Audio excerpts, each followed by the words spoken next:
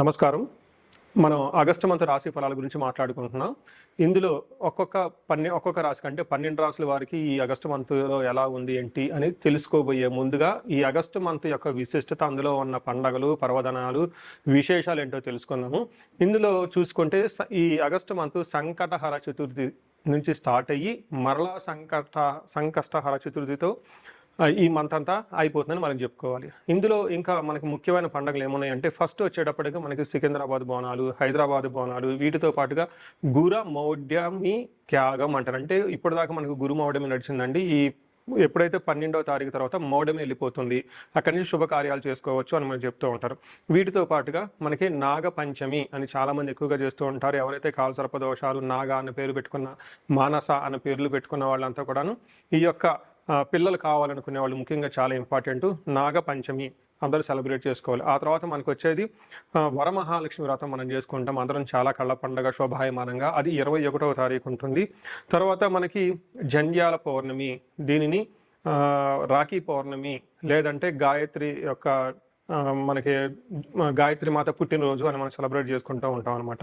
ఈ ప్రకారంగా అనేక రకమైన శుభకార్యాలు, తర్వాత శ్రావణ మాసం కూడా మనకు స్టార్ట్ అవుతుంది. ఇవన్నీ ఉన్నాయి కాబట్టి ఎన్నో పండగలు, విశేషాలు, పర్వదినాలు కలిగిన ఈ యొక్క ఆగస్టు మంత్లో అందరికీ అష్టైశ్వర్యాలు కలగాలని, భోగభాగ్యాలు కలగాలని, చక్కగా ఉండాలని చెప్పేసి కోరుకుంటూ ఒక్కొక్క రాశి వాళ్ళకి ఎలా ఉందో మనం చూద్దాం. ఇందులో మనకి జ్యోతిష శాస్త్రం ప్రకారం కనుక గమనించుకుంటే ఈ ఆగస్టు మంత్లో ఇందాక చెప్పుకున్న విశేషాలతో పాటుగా 4 గ్రహాలు కూడా మారుతూ ఉన్నాయండి. ఈ గ్రహాలు మారే గ్రహాలు చూసుకుంటే ఫస్ట్ శుక్రుడు ఆగస్టు 1నే మారుతూ ఉన్నారు. సెకండ్న కుజుడు మారుతూ ఉన్నాడు. బుధుడు 5వ తారీఖు మారుతూ ఉన్నారు. సూర్యుడు వచ్చేటప్పటికి 17వ తారీఖు మారుతూ ఉన్నారన్నమాట. ఇలా 4 గ్రహాలు ఈ ఆగస్టు మాసంలో మారటంతో 12 రాసుల వారికి ఎలా ఉంది, ఏంటి అనేది మనం చూద్దాం. మనం ఆగస్టు మంత్ మిథున రాశి వారి నమస్కారం. మనం ఆగస్టు మంత్ మిథున రాశి వారి కనుక మనం చూసుకుంటే వీరికి దాదాపు ఒక 75 to 80% చాలా బాగుందని మనం చెప్పుకోవచ్చు.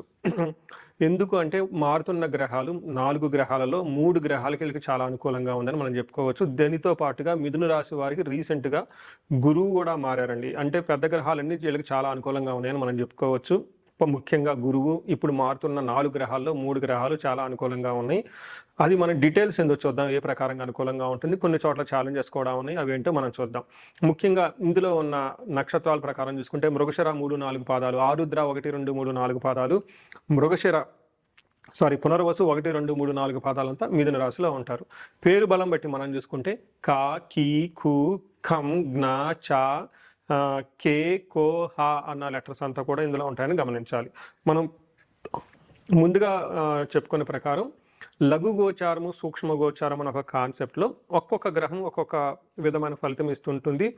అది సంస్కృతంలో ఒక చిన్న మాటలతోటి మనం చెప్పడం జరుగుతుంది, వార్తల్లో ముఖ్యాంశాలలాగా.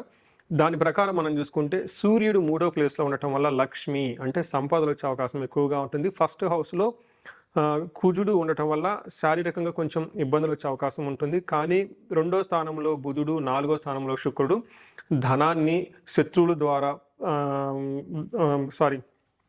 ధనాన్ని మిత్రుల ద్వారా సపోర్ట్ని, తర్వాత ఓవరాల్గా సుఖంగా లగ్జరీ కంఫర్టబుల్గా ఉండే అవకాశం ఎక్కువగా ఉంటుంది.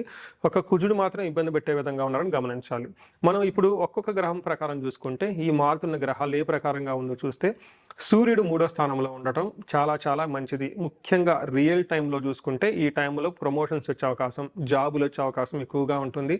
తర్వాత ఇప్పటివరకు ఎవరైతే జాబ్లో స్టాగ్నేటెడ్గా ఉండి ఈ టైంలో ప్రమోషన్స్ వచ్చే అవకాశం ఎక్కువగా ఉంటుంది. రాజకీయ నాయకులు కానివ్వండి, నాయకత్వ లక్షణాలు ఎవరైతే ఉన్నారో వాళ్ళ టీముని చక్కగా నడిపిస్తారని మనం చెప్పుకోవచ్చు. ఇందులో మనం గమనించాల్సిన విషయం ఏంటంటేనండి, సూర్యుడు 3వ స్థానంలో ఉండటం వల్ల ఎలాంటి లాభం ఉంటుంది అనేది మనకి మహర్షులు సంస్కృతంలో ఒక చిన్న శ్లోకంలో చెప్పారు. ఆరోగ్యం, నిత్య సంతోషం, బంధుమిత్ర సమాగమ, అర్ధలాభ పుత్ర సౌఖ్యం, ఇష్టసిద్ధి తృతీయగే రవి అంటారు. అంటే ఆరోగ్యం బాగుంటుంది, నిత్యం సంతోషంగా ఉంటారు, బంధుమిత్రులతో కలుస్తూ ఉంటారు, చక్కగా మంచి సమావేశాల్లో పార్టిసిపేట్ చేస్తూ ఉంటారు.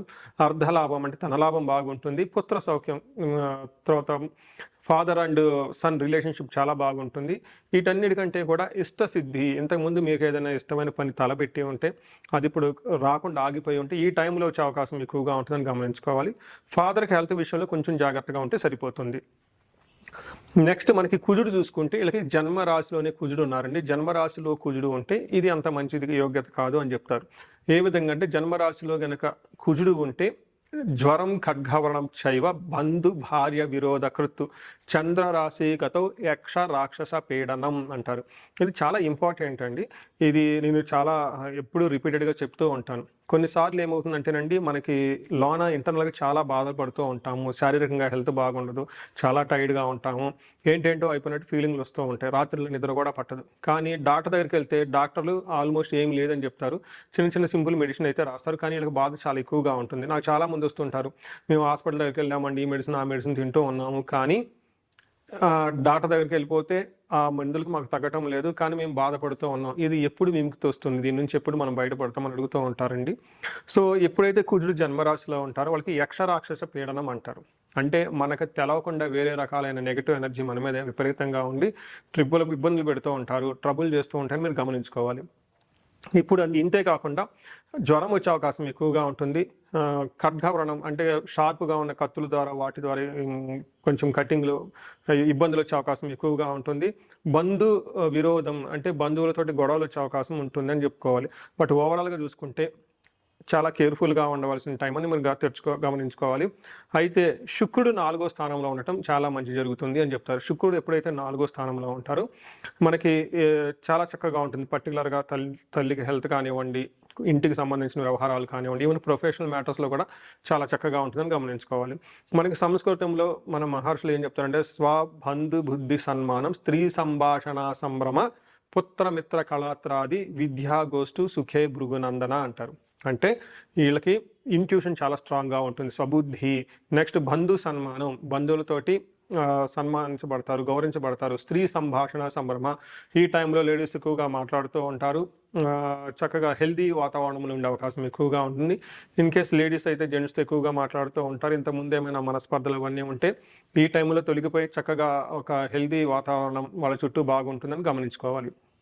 అంతేకాకుండా పుత్ర మిత్ర కళాత్రాది అంటారు. అంటే పుత్రుల ద్వారా, నెక్స్ట్ మిత్ర అంటే ఫ్రెండ్స్ ద్వారా, కళాత్రాది అంటే స్పౌస్ ద్వారా చక్కగా ఒక హెల్దీ డిస్కషన్, హైయర్ లెవెల్ విద్యా గోష్ఠిస్, మంచి మంచి ఉపయోగకరమైన విషయాల గురించి మాట్లాడుతూ ఒక డిగ్నిటీగా ఉండే అవకాశం ఎక్కువగా ఉంటుంది. తర్వాత gain of money, official gain అంటే ప్రొఫెషనల్ మ్యాటర్స్లో కూడాను చాలా చక్కగా బాగుంటారు వీళ్ళు. అంతేకాకుండా ధనం ప్రకారం కూడా చాలా బాగుంటుందని తెలుసుకోవచ్చు. మనం ఇంకొక గ్రహం చూసుకుంటే బుధుడు 2వ స్థానంలో ఉండటం వల్ల ధనానికి సంబంధించిన వ్యవహారాలు, ట్రాన్సాక్షన్స్, మనీ ఫ్లో చాలా చక్కగా ఉంటుంది. చాలా మాట్లాడేటప్పుడు వాగ్దాటి ఎక్కువగా ఉంటుంది పబ్లిక్లో మాట్లాడేటప్పుడు. రెండవది మాటకార్తనంగా, చలాకీగా, బాగా ఇంటెలిజెంట్గా మాట్లాడుతూ సమర్థవంతంగా డీలింగ్స్ అన్ని చక్కగా చేసే అవకాశం ఎక్కువ ఉంటుందని గమనించుకోవాలి. ఇప్పటి వరకు మనం 4 గ్రహాలు ఎలాంటి రిజల్ట్ వస్తున్నాయో చూసాము. ఇప్పుడు నక్షత్రం ప్రకారం చూసుకుంటే ఇందులో మృగశిర, ఆరుద్ర, పునర్వసు 3 నక్షత్రాలు ఉంటాయి. మృగశిర నక్షత్రం వాళ్ళకి పాజిటివ్ సైడ్లో చూసుకుంటే ఐశ్వర్యవంతంగా ఉంటుంది, జయప్రదంగా ఉంటుంది, ధనలాభము చూపిస్తూ ఉంటుంది పాజిటివ్ సైడ్లో. నెగిటివ్ సైడ్లో చూసుకుంటే భయము, మరణతుల్యం అని చెప్తారు. ఇక్కడ భయం అంటే మీకు అందరికీ తెలిసిందే. ఇక్కడ మరణతుల్యం అంటే నేను చాలామంది నాకు కామెంట్లు పెడుతూ ఉంటారు, ఇదేంటండి తెలిసిన వాళ్ళు కూడా పెడుతుంటారు, అలా మాట్లాడద్దండి భయపడుతుంటామని. ఇక్కడ నా యొక్క ఇంటెన్షన్ ఏంటంటే అండి, మన సంస్కృతంలో మహర్షులు ఏదైతే చెప్పారో అది మీకు యాజ్ ఇట్ ఈస్గా చెప్పాలని, డైల్యూట్ చేయాలని కాదు. ఇక్కడ మరణతుల్యం అంటే సంస్కృతంలో మీనింగ్ ఏదైనా ఒక విషయం అంతటితో ఆగిపోవటాన్ని మరణం అంటారు. ఇంతకుముందు గతంలో మీరు ఏదైనా పనులు చేస్తుంటే ఆ పనులు ఇంతటితో ముగిస్తాయి, ఇంకా అక్కడి నుంచి ముందుకు పోవు, అలాంటి పరిస్థితులు వచ్చే అవకాశం ఎక్కువ ఉంటుందని గమనించుకోవాలి. నెక్స్ట్ ఆరుద్ర నక్షత్రం వాళ్ళకి ఐశ్వర్యవంతంగా ఉంటుంది. విదేశాగమనం, ఫారిన్ వెళ్ళాలనుకునే వాళ్ళకి, ఫారిన్ నుంచి వచ్చే వాళ్ళకి చాలా బాగుంటుంది, ధనలాభం ఉంటుంది. భయం కలిపే సంఘటనలు ఉంటాయి. తర్వాత వీళ్ళకి మరణతుల్యం చూపిస్తుంది. పునర్వసు నక్షత్రం చూసుకుంటే నాకు చాలా హ్యాపీగా ఉంటుంది. పునర్వసు నక్షత్రం వాళ్ళకి 27 నక్షత్రాల్లో బాగున్న నక్షత్రం పునర్వసు నక్షత్రం అనుకోవాలి. పునర్వసు నక్షత్రం వాళ్ళకి ఐశ్వర్యవంతంగా ఉంటుంది. విదేశాగమనం, ఫారిన్ వెళ్ళాలి అనుకునే వాళ్ళకి బాగుంటుంది, సంపదలు బాగుంటుంది, ధనలాభము బాగుంటుంది. సో చూసారు కదండి, ఈ రాశి వాళ్ళకి ఓవరాల్గా అంతా బాగుందని మనం గమనించుకోవచ్చు.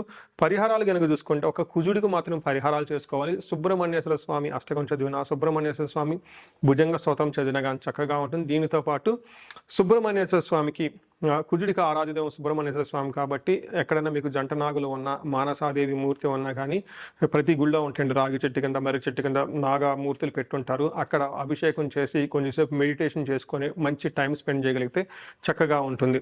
అంతేకాకుండా ఇండివిజువల్గా మీకు ఏదైనా సమస్య కనుక ఉంటే స్క్రీన్ మీద కనిపిస్తున్న నెంబర్ ద్వారా మీరు నాకు కనెక్ట్ అవ్వచ్చు. మీకు అష్టైశ్వర్యాలు కలగాలని, భోగభాగ్యాలు కలగాలని చెప్పేసి కోరుకుంటున్నాను. నమస్కారం. సో చూశారు కదండి, ఈ రాశి వాళ్ళు ఇప్పటివరకు ఎలా ఉందో గమనించారు. అయితే ఇప్పటిదాకా నేను చెప్పుకున్న దాన్ని గోచార ఫలితాలు అంటారు.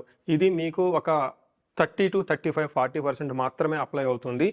ఇండివిజువల్గా మీ యొక్క జాతకాన్ని చూపించుకుంటే దాంట్లో మిగతా 50-60% మనకి ఎలా ఉంటుందో తెలుస్తుంది. టోటల్గా మీ యొక్క ఇండివిజువల్ జాతకాన్ని చూడటం ప్లస్ ఇది రెండు కలుపుకుంటే కరెక్ట్గా యాక్యురేట్గా ప్రిడిక్షన్ వస్తుంది.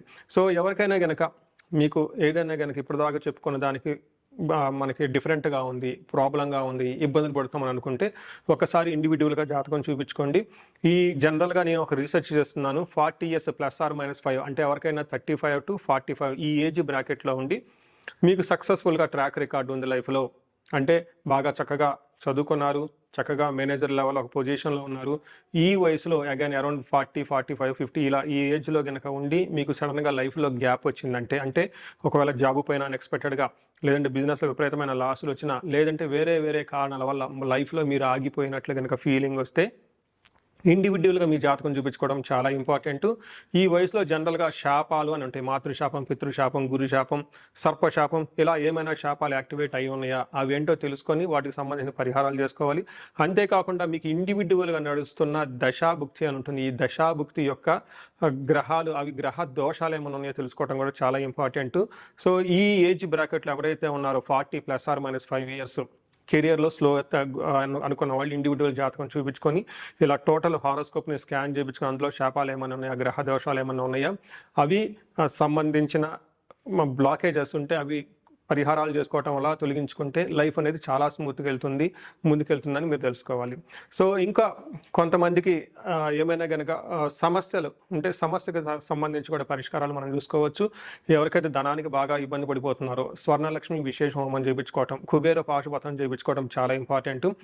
ఎవరికైతే భార్యాభర్తల మధ్య అన్యోన్యత తక్కువగా ఉంటే ఇబ్బంది పడుతున్నారో అన్యోన్య దాంపత్య పాశుపత అభిషేకం, ఫ్యామిలీలో సరైన అట్మాస్ఫియర్ లేదు, అంతా గొడవలుగా ఉంది, శత్రు బాధలు ఉన్నారంటే చండీ హోమం, చండీ పారాయణం చేయించుకోవటం, ఎవరికైతే హెల్త్ సరిగ్గా ఉండదు అనుకున్నారో ఆయుష్ సూక్తము, ఆయుష్ హోమం, మృత్యుంజయ హోమం చేయించుకోవటం, ఇలా ఎలాంటి మీకు ఇండివిజువల్గా ఏదైనా కనుక సమస్యలున్నా, రకరకాల సమస్యలు ఉంటే ఆ యొక్క సమస్య నుంచి బయటపడడానికి ఒకసారి జాతకం చక్రం చూపించుకొని దానికి కారణం ఏంటో తెలుసుకొని తగు పరిహారాలు చేసుకుంటే ఈ సమస్యల నుంచి చక్కగా బయటపడే అవకాశం ఎంతో ఉంటుంది. సో ఈ రాశి వారికి అష్టైశ్వర్యాలు కలగాలని, భోగభాగ్యాలు కలగాలని, అందరూ చక్కగా ఉండాలని చెప్పేసి కోరుకుంటున్నాను.